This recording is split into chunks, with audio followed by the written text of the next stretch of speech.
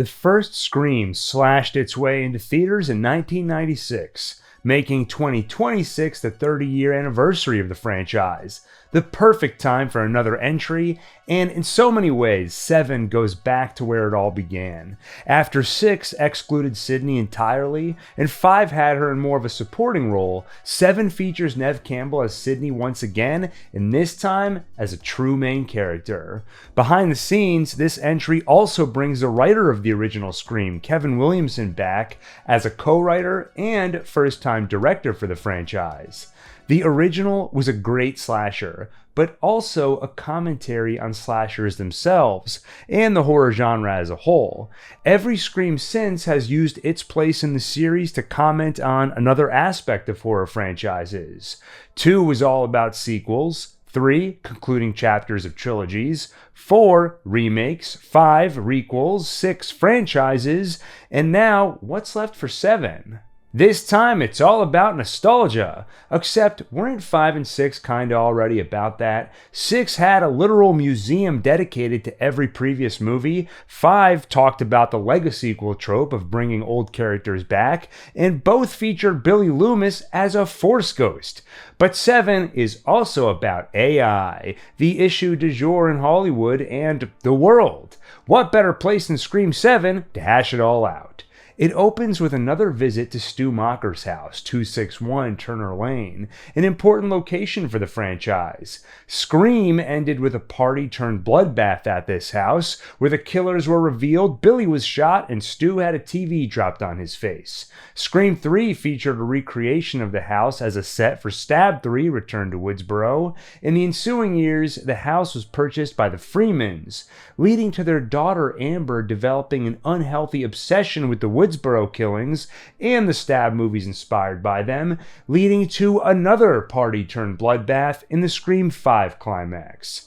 Scream 7 reveals the house has since become a sort of Airbnb for horror aficionados, especially those who want to see where so much Stab lore was born. The spot where Sidney stabbed Billy with an umbrella, or where Billy's daughter Sam shot her own killer boyfriend Richie.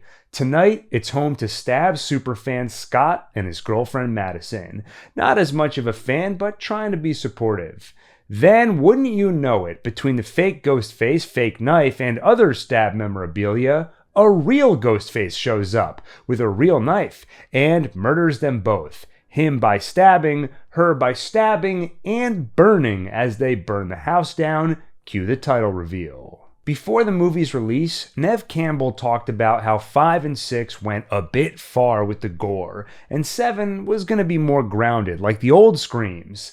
I saw a lot of people online confused by that sentiment, because Scream 1 was also gory. To that I say, no, it wasn't. Yes, there are a couple of shots in the opening of Steve and Casey with their guts hanging out, but the shots are dark and brief. Outside of that, we hardly see actual wounds. Most of the time, there's a knife and blood, but we don't actually see the knife penetrating skin and flesh. In 5 and 6, we do. And in 7, we do. Ghostface slowly sinks the blade through Scott's temple, but the part that really got me is how his eyes got all weird when Ghostface did that. This is a cruel Ghostface. When Scott and Madison discuss Amber's death, which included her burning alive, Madison says how she'd hate to go that way, as though in reply to that, Ghostface doesn't just stab her, but also douses her in gasoline before lighting her on fire, and we get to hear her death screams. The original Scream opening with Drew Barrymore is iconic, so every entry has big shoes to fill. I thought this one was solid. Jimmy Tatro of YouTube channel Life According to Jimmy Fame is fun as the way too excited Stab superfan.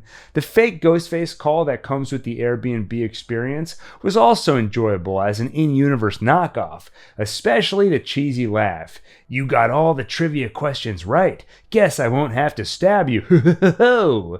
One of the aspects of Scream I always enjoy is that unlike Jason Voorhees, for example, there's more of a push-pull in every fight with Ghostface. The kill scenes are more suspenseful when they're drawn out with some chase and actual fight. This one got particularly creative by having Madison knock Ghostface off the balcony, but getting her stuck on the chandelier. Quite the awkward position.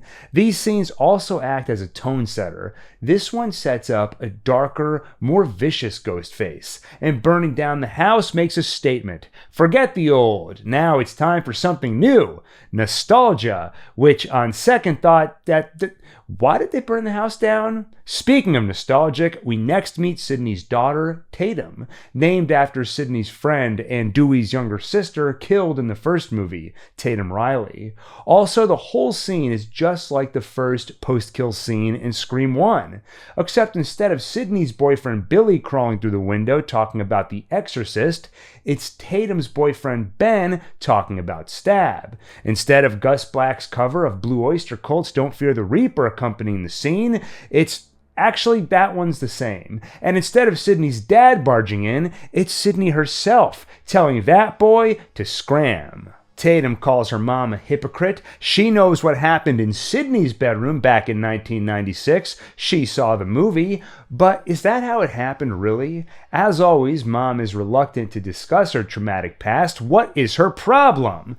After the unpleasantness with her daughter, Sidney returns to the loving arms of her husband, Mark Evans. Patrick Dempsey, who you may recall sharing romantic tension with Sidney in Scream 3 as Detective Kincaid, had scheduling conflicts, so they swapped one cop named Mark for another cop named Mark, this one played by Joel McHale. And I think he does a solid job. I know some might have worried McHale would bring too much of his comedic side to the role, but in truth, he's fairly muted. He's an easy-to-like character, warm, caring, and does a good job navigating the rocky relationship between mother and daughter. They are really the beating heart of the movie. Neve Campbell and newcomer to the franchise, Isabel May, as her daughter. From a performance standpoint, they do a good job shaping a complex dynamic between them. Tatum wants to know about her mom's past. Sidney, understandably to us, less understandable to a 17-year-old, doesn't want to talk about that past. But based on the movies and books, Tatum knows enough to know her mom is a fighter. She wants to be a fighter too. Again, understandably, Sidney wants her daughter to live a normal life. She doesn't want to take after Sarah Connor or Laurie Strode, making their kids' lives all about preparing for inevitable battle with a seemingly immortal foe. The next morning, Sidney is caught off guard when she finds Tatum wearing her Scream 2 jacket, once again ripping open 3-decade-old wounds. At her husband's encouragement, Sidney apologizes and lets her wear the jacket. She even opens up slightly. Tatum has rehearsal for the school play tonight, but she always gets stage fright. Sidney reveals so did she. A major reveal, because her daughter didn't even know her mom ever did theater. I've seen a few people complain about the jacket. Something along the lines of, are we supposed to even remember that jacket? Why are they acting like it's a big deal? Maybe they should have Happy Gilmore 2'd it, where every reference is paired with a flashback to make sure you get the reference. I'd argue, you don't have to remember the jacket. Seven has already established the past is a difficult topic for Sidney. All you have to understand is that the jacket reminds her of the past, and the movie clearly provides that context. It serves its purpose well, showing exactly how the conflict between Sidney and her daughter tends to manifest. You also get the sense that it's getting worse now, thanks to Tatum's age. Sidney has likely always been overprotective, but it's something you notice more when you test the boundaries of it. At this age, the age of boyfriends sneaking through windows, Tatum is becoming very aware of those boundaries. Soon, time for Sidney to go to work at her very own coffee shop, the Little Latte. There, she receives a visit from local creepy boy Lucas, crime junkie who's starting a podcast and would love to have her on. Shut up, his mother admonishes him. That's Sidney's neighbor Jessica, and she told her son not to say anything to her. Rounding out the cast and suspects, Tatum's friends, Hannah and Chloe, played by McKenna Grace and Celeste O'Connor, both of whom you may recognize from the recent Ghostbusters requels. Then there's Carl, a creepy guy who grabs a coffee at the Little Latte, a red herring if I've ever seen one. Then Sidney sits down to talk with Creepy Boy's mom, Jessica. Both have traumatic pasts. Sidney with Ghostface, and Jessica with an abusive a-hole husband who isn't around anymore. Sidney asks how much she talks with her son about that past. The answer? Not at all. That aside, her advice to Sidney: you can't protect your daughter too much or she'll never learn to protect herself. This whole conversation was a major red flag for me, especially when Jessica is like, I never discuss my past with my son, because you know Sidney's arc is going to include her learning to open up more with her daughter. This character telling her not to definitely clocks her as a potential killer. Her and, of course, Carl. At Tatum's rehearsal, things don't go well. In her role as Fluffy the dog, she can't see out the eye holes. She trips and gets in the way of Hannah's wire work when she's supposed to fly across the stage. Then there's the drama teacher admonishing her lackluster performance. She's Sidney Prescott's daughter, for God's sake. Show some grit. His frank attitude and total disregard for tact around the subject of her mother almost murdered about 10 times over got laughs out of my theater. I enjoyed it, but I did revisit the moment that this echoes from Scream 2, where the drama teacher reminds Sidney she's a fighter, convinces her to stay in the play and give a great performance despite the ongoing murders. And I have to say, in Scream 2, it was a lot more grounded. This is your role, Sid. Cassandra is one of the great tragic visionaries of literature. She saw it all coming. The wars, the murder, the madness. She knew she was cursed. It was her fate and she embraced it. None of us can avoid our fate, but as an artist, you can honestly face it and fight it. You're good. There's no understudy. I'm desperate. You can do this. From both a writing and performance standpoint, this moment feels a lot less cartoonish than Scream 7's buffoon of a drama teacher. It makes me miss the days of Scream 1 and 2, with a line between meta horror and earnest storytelling I thought was better straddled. At the Little Latte, you knew it was coming, and finally it's here. A Ghostface call for Sidney herself. Ghostface missed her in New York, i.e. Scream 6. A shame she's disappeared since Woodsboro, but now he's found her here in Pine Grove. And unlike previous Ghostfaces, he isn't even hiding behind a mask. Sidney gets a FaceTime call, and it's Tarantino's favorite, Stu Macher's living but scarred face.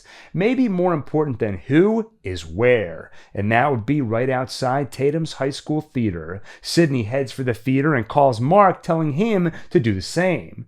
I'd hate to hold casting announcements or trailers against the movie because it feels unfair, but having known for a while that Matthew Lillard was in this movie, alongside rumors of a deepfake angle, as soon as she got a FaceTime call, I knew it was going to be Stu, so this did nothing for me in terms of surprise. But it is undeniably fun to see Lillard back in the Stu Macher role, even though I never bought for a second while watching that he's actually alive. At the school, the movie's first non-cold open murders. Hannah is practicing her wire work with the tech kid Aaron, except once Aaron is dead, she's left suspended and left to fend for herself as Ghostface takes the controls, swinging her all over the place. I don't know what's worse, that or when he guts her with a knife. Probably the gutting. So that's what Scream 7 is all about. Not nostalgia or AI. It's about hanging from things while a guy tries to kill you. First Madison on the chandelier, now Hannah on the flying rig. This is another great setup that creatively draws out the kill with a situation that balances a sense of helplessness. She's trapped on that wire with maybe if I could just something. Once she's dead with her guts hanging out, illuminated by the spotlight, it also makes for an eerie and unsettling visual that was spoiled by one of the trailers. Now, we're 2 kill scenes deep and I have to address something. The creativity is there in these kills, yes, But they're missing something. In the original, Casey Becker's death isn't just tense and creative, it's also emotionally impactful. She sees her parents, but with her punctured lung, can hardly get out a sound to let them know where to find her. Then they hear over the phone the sounds of her dying. The score mourns her death, and her mother screams when they finally spot her. That movie's tone setter includes a significant dose of grief, appropriate to the story considering it all happens in the shadow of Sidney recently losing her mother. Scream 7, in contrast, feels bland and cold. Sidney and Tatum are full-fledged characters, and I have no trouble getting invested in their journeys. But the rest of the characters, If I think back to the scene in Scream, where Sidney, Tatum, Billy, Stu, and Randy discuss potential suspects, I immediately fall in love with them all. Randy with his Jerry Lewis impressions. Did you really put her liver in the mailbox? Because I heard that they found her liver in the mailbox next to her spleen and her pancreas. Stu's madcap personality. Just getting mad, right? Better liver alone. Liver alone! Ow, liver. It was a joke. I get the sense Scream 7 is trying to be more grounded, like Neve Campbell said. So everything is more muted. Characters aren't as loud with their personalities. But maybe it went too far, because I found it hard to care about any of them, and between kills, where in Scream I enjoyed hanging out with them, in Scream 7, I sometimes found myself bored. I didn't really care when they died, and as a result, it rarely reached the emotional heights of the original. Sidney arrives in time to spot Face, but isn't quick enough on the draw. The killer escapes, but at least Tatum is safe. The cops question everyone, and Mark assures her they're going to find the real killer, not Stu Macher, who is dead and buried. Why do we always add "and buried"? As if dead isn't enough to rule them out. He's dead, fine, but is he buried? Cremated? What was the precise mechanism of bodily disposal? Time to get out of town. They rush home to grab their things, but guess who knew they'd do just that? Ghostface, currently hiding in their attic. When they show themselves, the scuffle leads to Mark unconscious, then Sidney and her daughter attempting to escape through a panic room that leads to the narrow space between the house walls, which leads to this. Ghostface stabbing through those walls to get at them. They make it outside, and Mark wakes up, leading to another round with Ghostface, which ends with Ghostface under the wheels of an SUV, driven by Gale Weathers.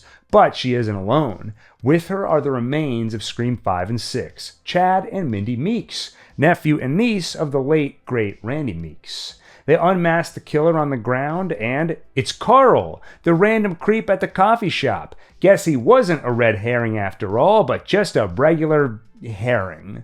The cops look him up. Carl escaped from Fallbrook Psychiatric Hospital 2 weeks ago. He's a triple murderer. Well, he's dead now, but Sidney knows the truth. There's always more than one, except in Scream 3. Something else Scream 7 is trying to do is somehow surprise us after 30 years.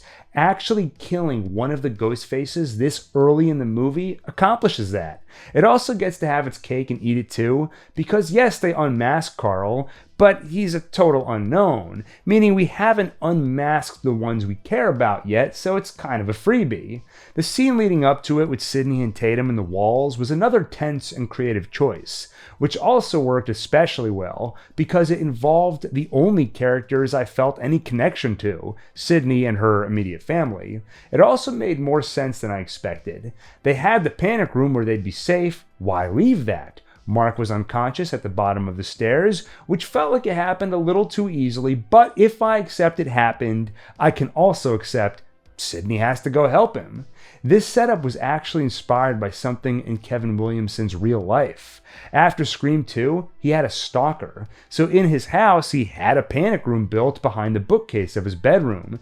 Just like Sidney's panic room, his also had a secret way out of the house. He told Esquire magazine there was a drawstring ladder to the attic. You go to the attic, and there was a hatch in the roof. I could crawl out onto the roof, and I had a fireman's rope ladder that I could throw down to climb away. It's a tense and mostly well-done sequence. It also makes for a great reintroduction of Gale Weathers, mowing down the bad guy with her car, which got an applause in my theater. So how did Gale know to come here? Well, after the murders at Macher's, reporters flooded to Woodsboro, but Gale came here, knowing the killer would ultimately target Sidney. By the way, why is Gale's hand so shaky? That'd be nerve damage from the attack in New York. And that's pretty much the extent of her story and character development in this movie, other than a line about missing Dewey. How about Chad and Mindy? They apparently work for Gale now, and apparently Mindy wants to be a reporter like her, which feels less like a natural evolution of their story and more, how do we excise them from 6 into 7 in a way that kind of makes sense if you squint? I was excited at first to see the Meeks, but they have so little to do in this movie and show a tenth of the personality they had in the last two. Like everything else, they feel so muted. I honestly would have preferred they and Gale were left out of this movie entirely. While Sidney and Gale talk, she gets another taunting FaceTime from Stu, and Gale convinces Sidney, "You can't run. You gotta investigate the killer with me and put a stop to it so you and the family can finally be safe." I think part of the problem with these movies now is that Scream 7 wants to be grounded, and it wants Sidney to be out there kicking ass, but the two concepts are at odds with each other, because if Sidney really wants to keep her family safe, hunkering down somewhere with Tatum and letting the police handle this is probably the best move. Teaming up with Gale on an investigation while leaving Tatum alone and praying she abides by curfew even though you know she won't, it's a bold move, Cotton Weary. Let's see if it pays off for them. The next morning, Sidney and Gale head to the psychiatric hospital Carl escaped from. Tatum wants to join them, but Sidney forbids it, which furthers her daughter's frustration. She wants to learn to be a fighter like Sidney. Instead, it seems her own mother wants to keep her weak. For God's sake, she named her after a girl who got her head crushed in a garage door. She named her after a victim.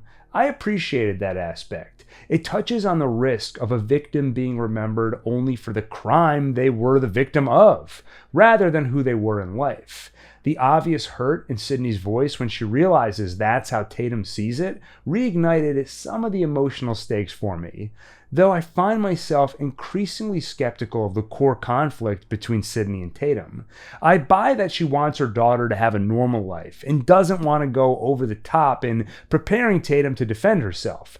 But it still didn't ring entirely true for me, because it felt way too black and white. Sidney did not prepare her daughter at all, and she should have, rather than a more nuanced take. For example, maybe Sidney decided to shield her daughter from all this, but had it in mind to talk about it more and prepare her once she's older. But it's easy to keep kicking that can down the road, and easy to imagine Tatum would feel ready before Sidney. Mark also feels oddly absent in all this, considering his job is fighting crime, and Tatum keeps saying she wants the ability to fight crime doers like her mom. At some point, don't you think Tatum would have asked her dad, "Can you teach me to shoot a gun or teach me how to defend myself?" So in concept, it all makes sense, but in execution, I think it could have used more nuance. On to Gale and Sidney's investigation. Strangely, it all points in one direction. Stu Macher is back, baby. Everybody dies but us. We're gonna carry on and plan the sequel, because let's face it, baby, these days, you gotta have a sequel. Exhibit A. Woodsboro coroner says there's no intake form on his body, so it either never made it to the morgue or the paperwork is gone, possibly stolen to make it look that way. Exhibit B. They show a picture of the older, scarred Stu to Marco, the institution supervisor, and he recognizes the face as John Doe, another patient of this facility. He arrived in the late 90s with no memory of his real name. Whatever gave him those scars gave him amnesia. Before that, he was a drifter who snapped and attacked a high school girl, but was deemed unfit to stand trial. He was released 2 weeks ago, and yes, he was close with Carl. This is a big lull in the movie for me, because I know Stu isn't back. There's no way he's back. So all this investigation is just an ineffectual misdirect. All it does is tell me Marco is definitely in on it. Either he's one of the killers or working with the killers, because he's definitely lying about John Doe, i.e. Stu having been a patient here. He even shows them Stu's room and it's totally barren. He didn't even bother to make it look lived in at all. Thinking back to the original Scream and how it passed the time between kills, there were plenty of misdirects there too, but they worked.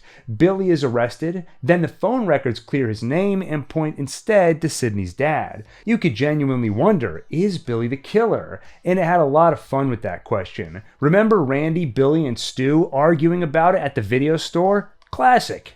If they watch prom night, they'd save time. There's a formula to it. A very simple formula. Everybody's a suspect. I'm telling you, the dad's a red herring. It's Billy. How do we know you're not the killer? Huh? Huh? Hi, Billy. Now, Gail and Sidney aren't the only ones who can play Scooby-Doo, so can McKenna Grace, who was recently cast as Daphne in the live-action Scooby-Doo Netflix series. Too bad her character Hannah is dead. But you know who else can play Scooby-Doo? Sarah Michelle Gellar, who played Daphne in the live-action Scooby-Doo movies. Too bad her character Cece is also dead.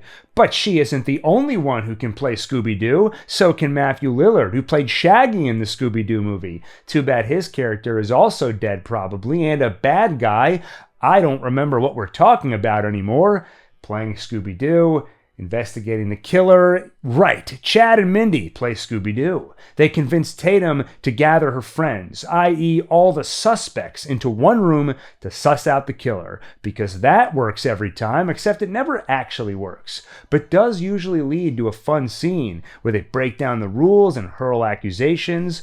While they head out to do just that, Mark gets stabbed in the chest a bunch of times. Anyway, there's a town-wide curfew, but that won't stop Tatum and her friends. They gather at Chloe's parents' restaurant. Oh, you want to know about Mark? Okay, fine. He hears a noise in the garage where they have renovation work being done, so there's plastic sheets hanging everywhere, which turns the place into a maze. It should feel tense, but instead it feels, you're a cop, married to real-life final girl, Sidney. Why aren't you more on guard right now? That's a feeling, right? Killer jumps out, trapping Mark under the plastic, and then they get stabby. At the restaurant, Mindy goes over the rules.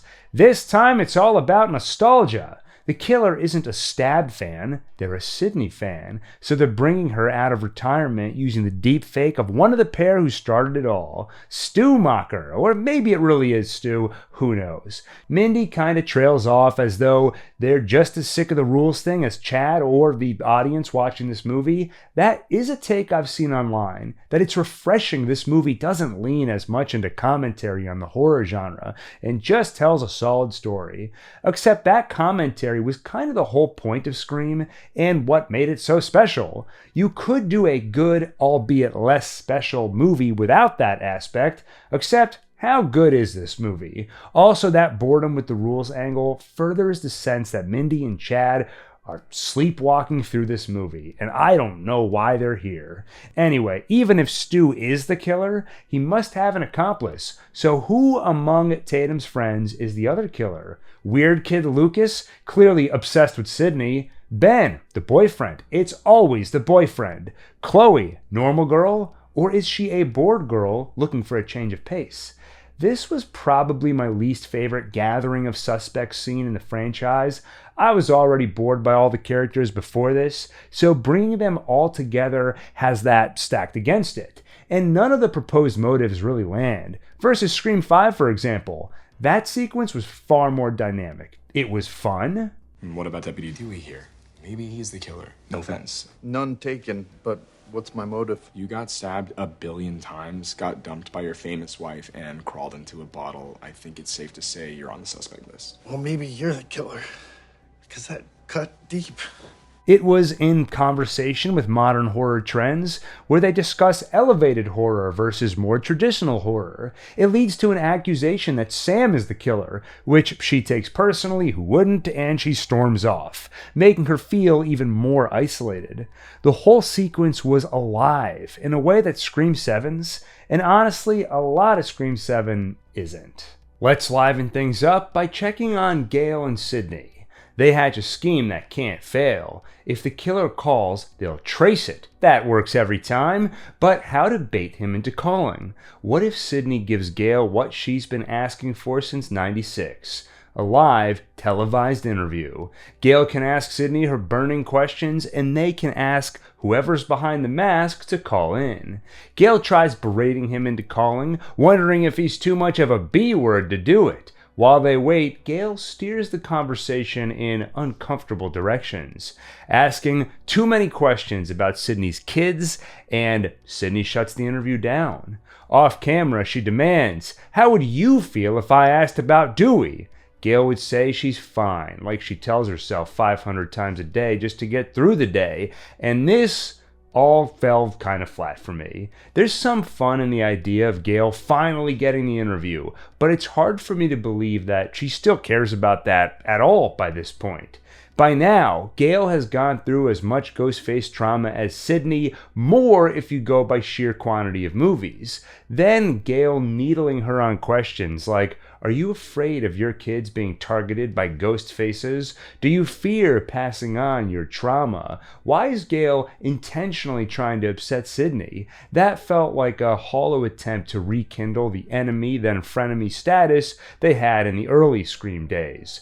Gail's explanation afterward, Sidney, people want to know why you disappeared and where you went. I want to know. I mean, you do know. You know. Every time she leaves her house, someone tries to kill her. Right after their argument, Gail takes her pills and rubs her arm in front of Sidney, just at the right time to pull on her heartstrings and tamp down her anger. So well timed, it almost feels performative. The only part that landed for me is during the interview when Sidney describes Tatum as the last friend she ever trusted. That has some subtlety to it. It tells Gail that Sidney doesn't trust her, and it reminds us how much Sidney was robbed of 30 years ago. Once the interview is over, they get another FaceTime from Stu. You'll never guess where he is. Just outside the bar where Tatum is with her friends. He hangs up. Oh no, Sidney has to get to that bar. Gail tells the other reporter to call the cops, and Sidney runs outside to the car while calling Mark, but he's not answering for some reason. Can't stand how no one answers the phone these days, and the excuses are always lame. I prefer text. I accidentally left it on silent. I got stabbed in the heart 5 times. Anyway, in recent days, this movie has been torn apart online, but to some degree, it comes from people who have decided this isn't just a bad movie, it is the worst movie ever. And that creates a filter where they start to hallucinate problems. For example, one complaint I've seen is, why didn't they call the cops? Well, Gail did make sure the cops are called, and Sidney does try to call her husband. Okay, but the other nitpick, I can't defend that one. Sidney runs to Gail's car, but of course it's locked, and even if it wasn't locked, Sidney doesn't have the keys. So instead of running back in to borrow them, she decides that she's going to run to the bar. The only defense I can think of is she's in panic mode, so isn't thinking straight. I buy that to an extent, but not enough to explain this. The other defense I've seen is that she didn't want to risk Gail's life, because if she asked to borrow the car, Gail would insist on coming too. Without the car, it's a guarantee she won't make it to the bar in time. I don't think Sidney has it in her to condemn her own daughter to death, rather than wrestle keys out of Gail's hands, which shouldn't be that hard given the nerve damage. I kind of feel bad for saying that. So, yes, this is dumb. Dumber than running upstairs when you should run out the front door. 1996 Sidney would be ashamed. Some stupid killer stalking some big-breasted girl who can't act, who's always running up the stairs when she should be going out the front door. It's insulting. At the bar, Tatum and the others watched Sidney's interview live, and that shook her up. She asks Ben to give her a ride to the studio, but in the car, she finds something shocking.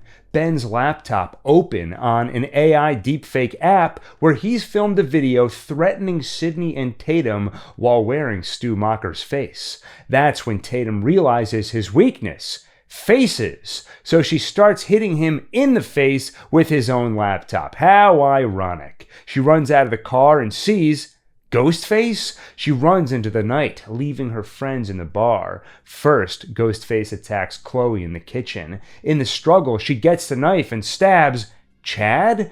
Oops, he and Mindy strolled in looking for a backdoor way out, and she stabbed the wrong guy. Ghostface slashes Chad and Mindy, then pushes them aside. It continues to be quite the disappointing showing from these characters. The way they're dispatched is almost comically pathetic.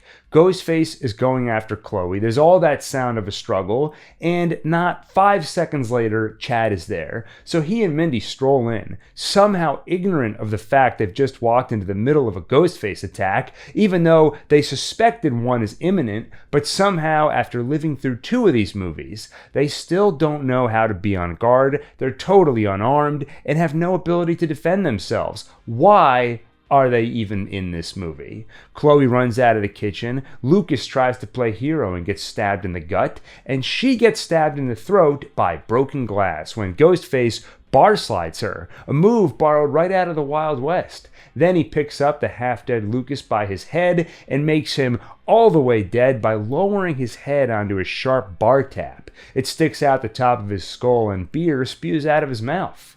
Williamson commented on this scene, saying how they wanted to have some fun with the kill, go over the top to make it so ridiculous you don't take all the violence too seriously. That's fine, but this went a little too over the top for me, especially the way Ghostface effortlessly picks the kid up by his head. Outside, another Ghostface is still chasing Tatum through a town deserted thanks to curfew. She fights them off, hides, and finds help.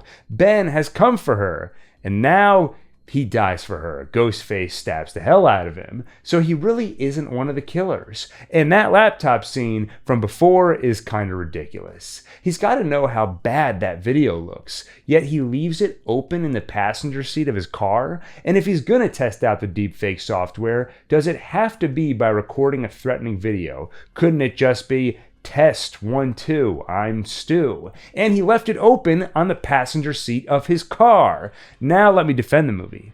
Another nitpick I've seen is, the town is deserted. Why is Tatum yelling for help? To me, it's obvious. She's in a panic, and in that state, it's a pretty natural instinct to yell for help, especially when all the lights in town are off, but you spot just a couple of stores where the lights are on. So you wonder, maybe someone is still in there. I found this much easier to buy than Sidney deciding to run a marathon instead of borrowing some keys. I also enjoyed the sequence visually. Tatum running through a deserted town was another eerie sequence. It had an almost Nightmare on Elm Street vibe. Tatum gets to the little latte, and over the phone, Sidney directs her to the office where she keeps a gun. And by looking at her camera app, she directs her exactly where to point so she can shoot Ghostface through the wall. And it works. She hits him. Now, Sidney reminds her that they're never really dead. Shoot him in the head, but make sure to get real close before you do. Close enough they can grab you before you shoot. It worked so well for Dewey. And it works again. Ghostface grabs Tatum before she can pull the trigger, but she fights him off. She runs to the exit where there's another Ghostface. By the time Sidney arrives, the little latte is empty. Ghostface calls and tells her to come home. He wants her to watch when he kills Tatum. Sidney runs home. She's really getting her steps in tonight. In the house, TV's turned on with AI-generated ghosts of the past. Stu Macher, of course, but also Nancy Loomis of Scream 2, Roman Bridger of Scream 3, Dewey Riley from Scream 1 through 5. Well, I guess Scream 5 was also called Scream, so Scream through Scream. They all hurl accusations. Nancy, you killed my son. Dewey, I died for you. Back to Stu. He thought he'd go back to where this all started. A phone call, a girl, and someone she cares about tied to a chair outside. Sure enough, that's where Sidney finds Tatum, tied to a chair with a knife at her throat. From a nostalgia standpoint, these videos did nothing for me, honestly. The only character of them all I feel any attachment to is Dewey, but it hasn't been that long since we've seen him, and in general, I no longer get any dopamine from a returning character when it's relegated to a cameo. Especially here, where I know it isn't even really that character. It'd be one thing if it truly rattled Sidney, and through her, we experienced some emotional turmoil, but by this point, I don't think it even gets to her. so it just comes off as hollow nostalgia bait. At the Ghostface's insistence, Sidney tosses her gun, but not the one tucked behind her back. Finally, he removes his mask to reveal Marco, the institution supervisor from Fallbrook's psychiatric hospital. Then, Ghostface 2 appears, or should I say, Ghostface Stu. They drag out Mark's body. Actually, he's still just barely alive, apparently. Ghostface Stu unmasks to reveal not Stu, because of course it isn't really him. It's Jessica, creepy kid's mom. So, she killed her own son? Yes, she is crazy. Okay, let's talk motives. Marco has a background in AI. He was a Google security specialist at some point before Fallbrook. That's how they brought Stu back. But why? Jessica explains. She was in an abusive marriage until she read Sidney's book Out of Darkness and realized what she had to do. Sidney always kills the bad guy, so Jessica had to do the same. Kill her own husband, and she did. She got away with it too. But then Sidney disappeared. She wasn't even there for the Ghostface attack in New York. With her gone, Jessica snapped, checked into Fallbrook, and that's where she met Marco. And now her final plan? She wants Tatum to see her mom die, just like Sidney saw her own mom die. That will perpetuate the cycle. Kill Sidney so her daughter Tatum can take up the mantle as the new real-life final girl, Sidney 2.0. But Mark is still alive. He's been quietly sawing away at the restraints on Tatum's legs. Now she fights back, and Sidney grabs that other gun to shoot Marco in the head. There's a little cat and mouse with Jessica after that, but in the end, mother and daughter together shoot her in the face. It's hard to count in a theater. Maybe I can go frame by frame once it's on digital, but I think she takes over 20 bullets to the face. So after 7 movies, I think Ghostface is finally dead for real this time, except she wasn't wearing the mask when they shot her. Damn it, you've got to shoot the mask in the head too. Also, Chad and Mindy are still alive. And when it's time for Gail's news report, she hands Mindy the microphone. Finally, Mindy's dream of becoming a news reporter is fulfilled. Mark is wheeled into an ambulance, and Sidney sits down with Tatum to finally talk about the past, starting with her friend Tatum Riley. The end? Stu Macher really is dead. No more fan theories or speculation. Well, originally, this movie ended with a coda revealing that actually Stu is alive. Yes, the killer's hid behind an AI fake, but somewhere out there, the real Stu Macher breathes. So what gives? Why didn't we get to see that ending? According to Kevin Williamson, test audiences didn't like it. They preferred him dead. So the coda was removed before the movie was theatrically released. But could Stu come back in Scream 8? 7 is crushing it at the box office. Williamson says Neve Campbell herself has a great idea for the next movie, and they're both game. Matthew Lillard definitely wants to come back. He's always backed the Stu is alive theory, so it could happen. It would be patently ridiculous to reveal he's been alive all this time, but you know what else is ridiculous? 8 Scream movies, so I say go for it. One of the most common complaints about this movie is that the Ghostface reveal and motivation are disappointing. The killers hardly had any screen time before the ending, and that leads into a debate comparing the amount of screen time prior Ghostfaces had in their respective Screams. But that doesn't really matter. If you didn't enjoy the reveal and someone compares the numbers, it won't suddenly make you like it. The question is, did the reveal work in the context of this movie? To some extent, I like how the motive comments on parasocial relationships, but it's a concept that was hardly explored in the rest of the movie, so it hardly comments on it other than just bringing it up. In terms of who's actually behind the mask, yeah, I agree. It doesn't hit very hard considering Sidney and Tatum's loose connection to Jessica. I also strongly suspected her and all but knew Marco was in on it, so there's almost no surprise factor. Could you do a great Scream movie where the reveal is just 2 people we don't care about? Sure, but if the rest of the movie isn't firing on all cylinders, taking away that tool so often wielded by Scream, is a big risk. I think their hope was that audiences would be invested enough in the Sidney and Tatum character arcs that their growth would provide enough satisfaction. I will admit, Tatum finding her strength and working with not only Sidney but also Mark to take down the bad guys in badass fashion was somewhat satisfying, and pretty hilarious how over the top they went in shooting Jessica in the face.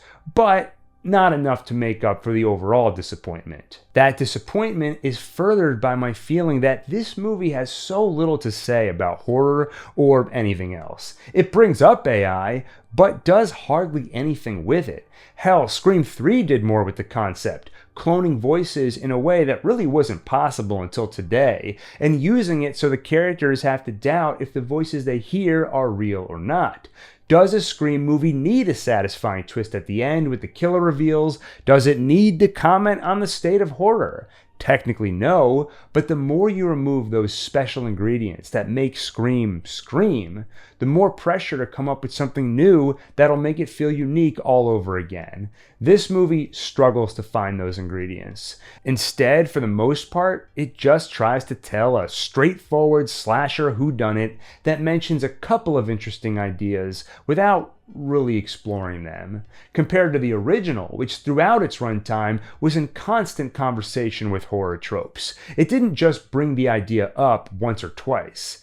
In the end, I didn't hate Scream 7, but I fell far short of loving it. It's probably my least favorite of the franchise, though 3's standing with me is unfairly inflated by nostalgia. I think Sidney and Tatum were good characters, but virtually everyone else felt superfluous, even the returning characters. The Stu angle was never convincing enough to be a real mystery, so knowing it isn't Stu, and not caring enough about any of the other characters to care if they're Ghostface left me feeling cold. But hey, Scream 7 is killing it at the box office, so 8 feels all but assured. So maybe that one will be better. I mean, movies usually get better with every subsequent sequel, right?